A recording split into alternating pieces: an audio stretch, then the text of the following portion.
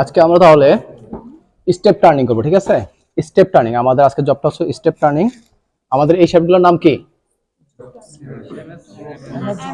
MS shape. এটাকে আমরা কাঁচামাল বলি, কাঁচামাল বলি, মাইল স্টিল। হ্যাঁ, এটা আমরা কাঁচামাল বলি। আমাদের যখন এটা আমাদের কোনো ওয়ার্ক পিসে, মানে আমাদের কোনো প্রোডাকশন ফ্যাক্টরিতে যায়, তখন আমরা বলি ওয়ার্ক পিস।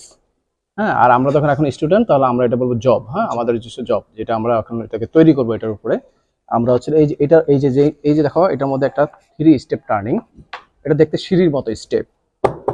হ্যাঁ, আমরা জাস্ট এরকম একটা ধাপ দেবো, স্টেপ টার্নিং 1 2 3, 3টা স্টেপ করব আমরা। 100 মিলিমিটার লেন্থের উপরে ডায়ামিটার 1 ইঞ্চি, কিন্তু আমরা সেটাকে কাইটা কমাবো, আমরা 23-এ নিয়ে আসবো, 23-তে নিয়ে আসবো ডায়ামিটার 23।